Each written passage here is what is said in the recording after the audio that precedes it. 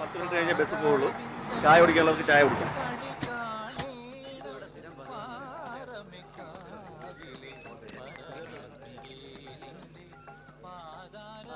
Hello hello,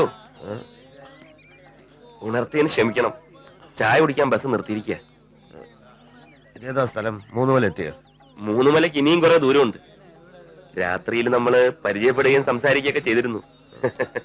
ഓർമ്മയുണ്ടോന്നറിയില്ല. എന്റെ പേര് നന്ദകുമാർ. അപ്പോ ഇറങ്ങിയല്ലേ, എന്തേലും കഴിക്കാം? എനിക്കൊന്നും വേണ്ട. വേണമെന്നാണ് എനിക്ക് തോന്നുന്നത്. രാത്രിയിൽ കഴിച്ച ഭക്ഷണമൊക്കെ ഛർദിയിലൂടെ പുറത്തു പോയല്ലോ.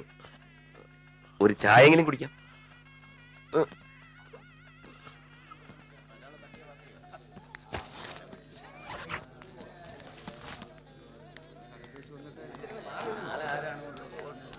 ഞാൻ ശരിക്കും ഛർദിച്ചോ? നല്ല അസലായിട്ട് ഛർദിച്ചു. ആദ്യം സ്വന്തം കുപ്പായത്തില്, പിന്നെ കുറച്ച് എന്റെ കുപ്പായത്തിൽ. ഞാൻ എന്റെ ഷർട്ട് മാറ്റി. ഇപ്പൊ ഇട്ടിരിക്കുന്ന ഈ ഷർട്ട് ഞാൻ താങ്കളുടെ ബാഗിൽ നിന്ന് എടുത്ത് ഇട്ടുവന്നതാ. I am sorry. എന്തിന്? ഷർട്ട് മാറ്റിയതിന്? അല്ല, ഛർദിച്ചതിന്. അത് കുഴപ്പമില്ല, പക്ഷെ ഇനി ഛർദിക്കായിരുന്നാ മതി.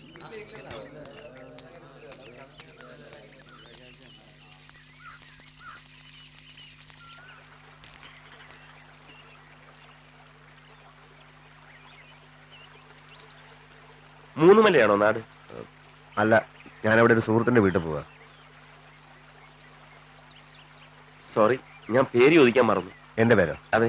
എന്റെ പേര് ബാലകൃഷ്ണൻ. സ്വന്തം നാടെവിടെ? കേരളം തന്നെ.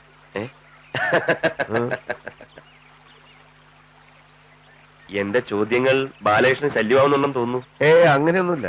സ്വന്തക്കാരും ബന്ധുക്കളൊക്കെ ഉള്ളവർക്കാണല്ലോ നാട്. എന്ന് വെച്ചാൽ എല്ലാരും ഓരോ വഴിക്ക് പോയി. അപ്പൊ പിന്നെ ഇപ്പൊ എവിടുന്ന് വരുന്നു? നേരിട്ട് എവിടുന്ന് വരികയല്ല. 2-3 ദിവസമായിട്ട് നല്ലൊരു കറക്കത്തിലായിരുന്നു. സ്വാതന്ത്ര്യം കിട്ടിയതിന്റെ ആഘോഷം. 2 വർഷമായിട്ട് സെൻട്രൽ ജയിലായിരുന്നേ. പേടിക്കണ്ട, കൊലപാതകയൊന്നുമല്ല. ജയിലിൽ നിന്ന് ഇറങ്ങിയിട്ട് പഴയ പ്രതിയോഗികളോട് പകരം വീട്ടാൻ ഇറങ്ങി തിരിച്ച സിനിമയിലെ നായകനുമല്ല. ജയിലിൽ വെച്ച് പരിചയപ്പെട്ട ഒരു സുഹൃത്തിന്റെ വീട്ടിലേക്കുള്ള യാത്രയാ. അയാൾ തന്നയച്ചൊരു കത്തവിടെ കൊടുക്കണം, വിവരങ്ങൾ പറയണം. ചായ കുടിക്കൂ.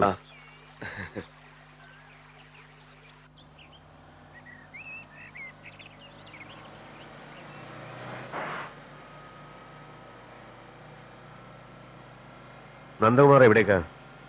ഞാനിപ്പോ കല്ലേറ്റിവിടെ ഡാം സൈറ്റിലാ ജോലി ചെയ്യുന്നത്. എഞ്ചിനീയറാ. സർക്കാർ സർവീസിലല്ല, ഒരു കോൺട്രാക്ടർക്ക് വേണ്ടി. ഓഹോ, ഇപ്പൊ വീട്ടിൽ നിന്ന് വരികയായിരിക്കും. അതെ.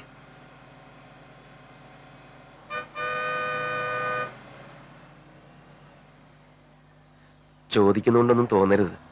എന്റെ ഒരു ആങ്സൈറ്റി കൊണ്ടാണെന്ന് കൂട്ടിക്കൊള്ളൂ. മനസ്സിലായി. ഞാൻ എങ്ങനെ ജയിലിലായെന്ന് അറിയാനൊരു താല്പര്യം അല്ലേ? വിരോധം ഇല്ലെങ്കിൽ. കോടതി ശിക്ഷിച്ചു, ജയിലിലായി, അത്രേ ഉള്ളൂ. എന്തായിരുന്നു കേസെന്നാണ് ഞാൻ ചോദിച്ചത്. നാറ്റ കേസാ. പെൺവാണിഭം. ശരിക്കും ഞാനൊരു സ്കൂൾ മാഷായിരുന്നു. ഒരു സൈഡ് ബിസിനസ് ആയിട്ട് തുടങ്ങിയതായി പെൺവാണിഭം. അന്നത്തെ പത്രത്തിന്റെ ഫ്രണ്ട് പേജിലൊക്കെ ഗംഭീരമായിട്ട് ന്യൂസ് വന്നിരുന്നു. ഓർമ്മയുണ്ടോ? ഇല്ല. പത്രത്തിൽ ഇതുപോലെ ഒരുപാട് കേസുകൾ വരുന്നതല്ലേ, ശ്രദ്ധിച്ചു കാണില്ല.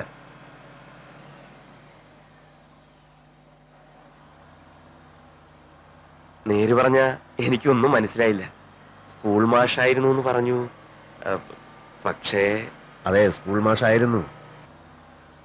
ശാന്തസുന്ദരമായ എന്റെ ഗ്രാമത്തിലെ ഞാൻ കളിച്ച് പഠിച്ചു വളർന്ന അതേ സ്കൂളിലെ മാഷായിരുന്നു ഞാൻ. ഇത്തിരി നാട്ടുകാര്യങ്ങളും വായനശാലയും വായനാശീലവും ഒക്കെ ഉള്ളതുകൊണ്ട് വീടിനടുത്താണെങ്കിലും പതിവായ സ്കൂളിൽ താമസിച്ചെത്തുന്ന മാഷായിരുന്നു ഞാൻ.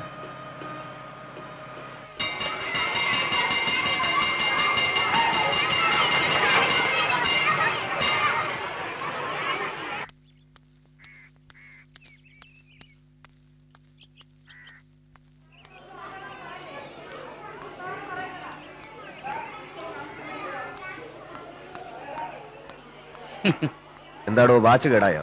ഞാൻ വിചാരിച്ചു മാഷ് ലേറ്റ് ആയെന്ന്. അല്ല, വാച്ച് ഫാസ്റ്റ് ആയതാ. വലിയ ഭരണമൊന്നും വേണ്ട, ഇതങ്ങോട്ട് കൊണ്ടുപോയി.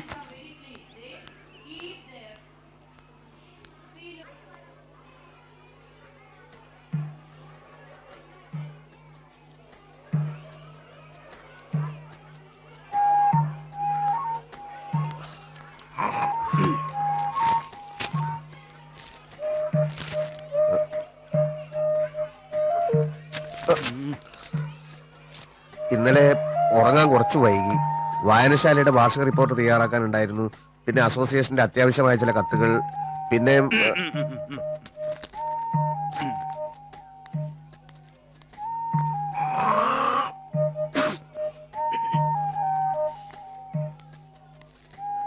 വായനശാലയ്ക്ക് വളമിടാൻ പോയോ, അസോസിയേഷന് വെള്ളമൊഴിക്കാൻ പോയോ, ഇതൊന്നും എനിക്ക് അറിയേണ്ട കാര്യമില്ല.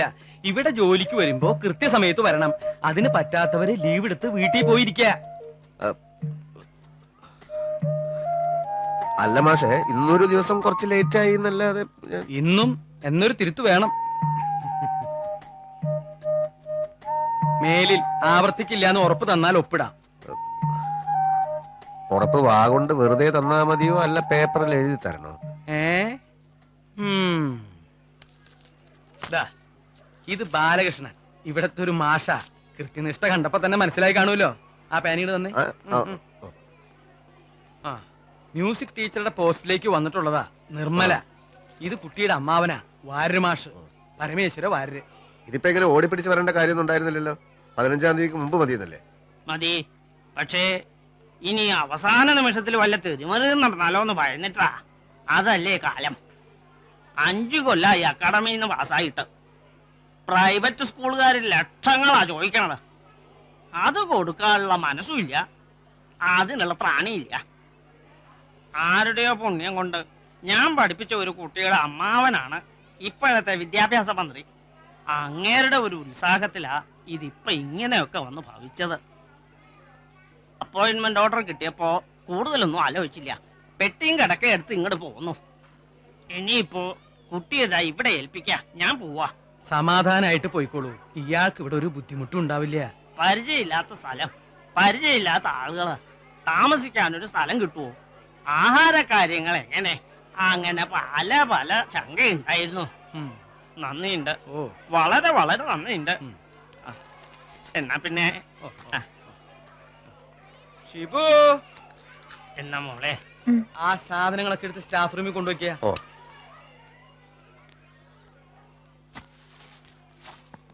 ആ, കൂടെ പൊക്കോളൂ.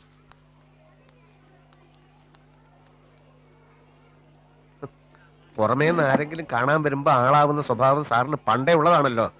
ആളായതല്ലടോ, ഇത് വളരെ ഡിസിപ്ലിനോട് കൂടി നടക്കുന്ന ഒരു സ്ഥാപനമാണെന്ന് ആ കുട്ടി തെറ്റിദ്ധരിച്ചോട്ടെ എന്ന് കരുതി ഞാൻ കളിച്ചിരുന്ന നാടകല്ലടോ.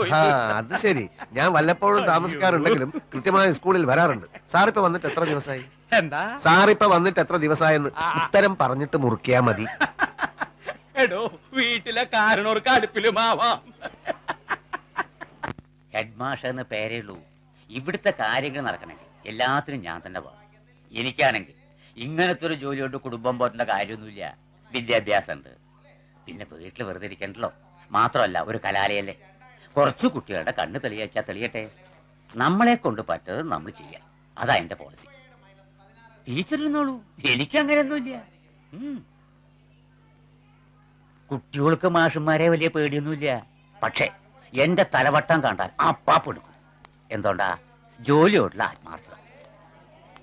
അല്ല, ഞാനിവിടുത്തെ ചുറ്റുപാടുകളൊക്കെ ഒന്ന് പറഞ്ഞു കൊടുക്കായിരുന്നു. മുഴുവനും പറഞ്ഞു കൊടുത്തോ? മുഴുവനും വിട്ടു കൊടുത്തിട്ടില്ല. ഇനി സമയമുണ്ടല്ലോ. ബാലമാഷ് താമസിച്ചോണ്ട് നമ്മുടെ PTA ക്ലാസ്സിലേക്ക് വിട്ടിട്ടുണ്ട്. അങ്ങനെ ആ പിള്ളേരെ ഒരു വഴിക്കാക്കണതിന് മുമ്പേ വേഗം ചെല്ലാൻ നോക്ക്. അത് ഞാൻ നോക്കിക്കോളാം. താനൊരു കാര്യം ചെയ്യും, ഒരു ചായ വാങ്ങിച്ചോണ്ടോ. ഇപ്പോഴോ? പിന്നല്ലാതെ. ടീച്ചർക്ക് ഇപ്പൊ വേണ്ട, എപ്പ വേണമെങ്കിലും പറഞ്ഞാ മതി. നമ്മുടെ പ്യൂണാ. ആ കുപ്പി നന്നായി കഴുകിയെടുത്തിട്ട് പോടോ. എവിടെയാ ടീച്ചറുടെ നാട്? പയ്യന്നൂരാ. ഓഹോ, പയ്യന്നൂരെന്ന് പറയുമ്പോ സഖാവ് മാണിക്കോത്ത് കാണാറുണ്ട്. അവരുടെയൊക്കെ അടുത്താ. ഓഹോ, ഇനിയിപ്പോ ടൈം ടേബിൾ മാറ്റി എഴുതണം. നാളെ തുടങ്ങാൻ ക്ലാസ് ഒക്കെ. ഇന്ന് മറ്റു മാഷന്മാരെയൊക്കെ പരിചയപ്പെടാം. ഒരു യാത്ര കഴിഞ്ഞ് വന്നതല്ലേ, റെസ്റ്റ് എടുത്തോളൂ. എനിക്ക് ക്ലാസ് ഉണ്ട്. എന്താ നിൽക്കുന്നത്? ഇരിക്കാൻ വല്ല ബുദ്ധിമുട്ടുണ്ടോ? അപ്പൊ ഇരുന്നോളൂ.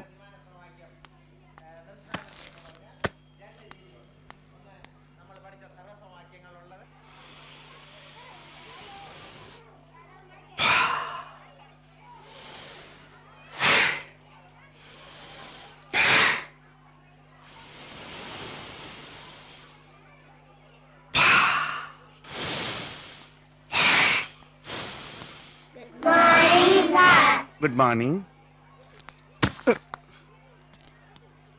Good morning. ബാലമാഷി ഇനിയും താമസിച്ചു വരുമല്ലോ. അന്ന് ബാക്കി അഭ്യാസം.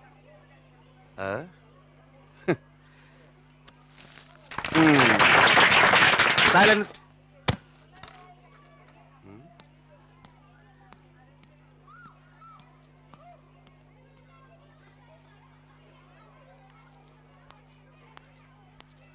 യോഗാഭ്യാസം അക്ഷരം പോലും അറിഞ്ഞൂടാ തോന്നെ പഠിപ്പിക്കാൻ നടക്കുന്നത്.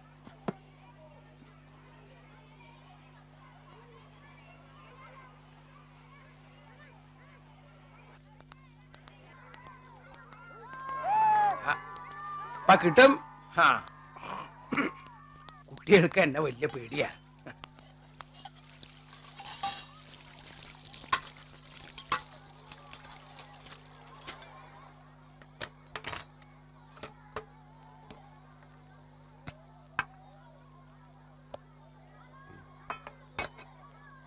എന്തായാലും ഇത് ശരിയായില്ല.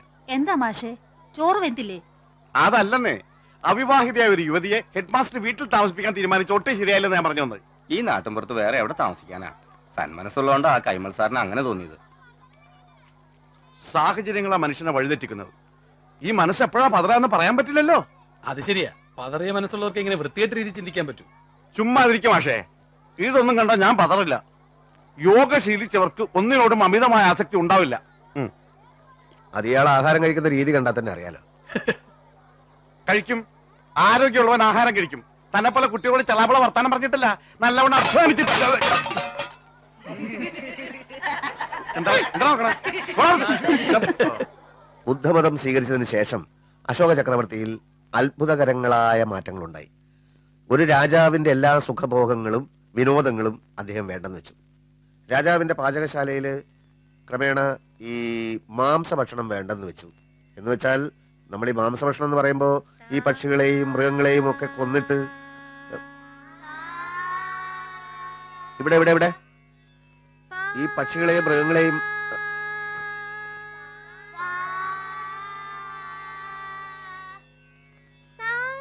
ഇവിടെ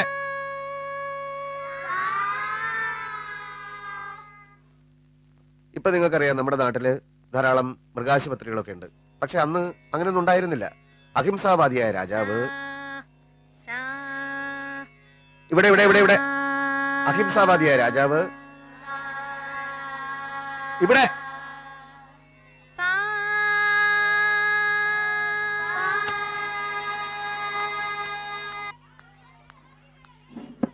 എനിക്ക് ക്ലാസ് എടുക്കാൻ പറ്റില്ല. തൊട്ടപ്പുറത്ത് കിടന്ന് കാറല്ലേ താറാക്കൂട്ടത്തിന് കല്ലെറിഞ്ഞ മാതിരി. സയൻസും കണക്കും മാത്രം മതിയോ? കുട്ടികൾക്ക് ഇത്തിരി സംഗീതമൊക്കെ വേണ്ടേ? പിന്നെ സംഗീതം പഠിച്ചിട്ട് പിള്ളേർ മുഴുവൻ ചെമ്പൈ വൈദ്യനാഥ ഭാഗത്തിലാകാൻ പോവല്ലേ? ചെമ്പയും വൈദ്യനൊക്കെ അവിടെ നിക്കട്ടെ. ആ പാവം കുട്ടിക്ക് ഒരു പണി കിട്ടിയതല്ലേ, അതൊരു വഴിക്ക് നടന്നോട്ടോ. ഓ നടന്നോട്ടെ, ഞാൻ ലീവ് എടുത്തോളാം. എന്ന് പറഞ്ഞാൽ എങ്ങനെയാ? എന്ന് പറയാതിരുന്നാൽ എങ്ങനെയാ? ഇങ്ങനെ ഒരു ബഹളത്തിൽ എന്നെ കൊണ്ട് പഠിപ്പിക്കാൻ പറ്റില്ല.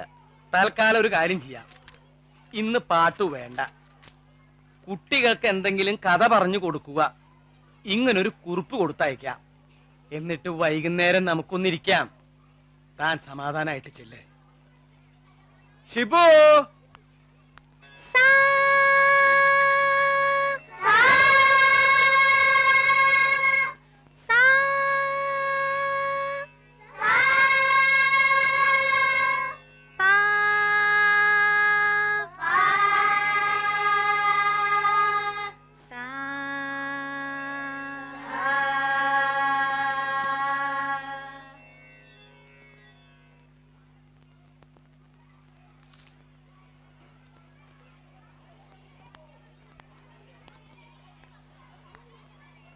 അപ്പോൾ ബുദ്ധമതം സ്വീകരിച്ചതിന് ശേഷം അശോക ചക്രവർത്തിയിലുണ്ടായ മാറ്റങ്ങളെ പറ്റിയാണ് നമ്മളിവിടെ സംസാരിച്ചുകൊണ്ടിരുന്നത്. അതിൽ പ്രധാനപ്പെട്ട കാര്യങ്ങൾ എന്തൊക്കെയാണ് അദ്ദേഹം ചെയ്തത്? ആദ്യമായിട്ട് രാജാവിന്റെ സുഖഭോഗങ്ങളും വിനോദങ്ങളും ഒക്കെ വേണ്ടെന്ന് വെച്ചു. അദ്ദേഹം അഹിംസാവാദിയായി. അദ്ദേഹം അഹിംസാവാദിയായി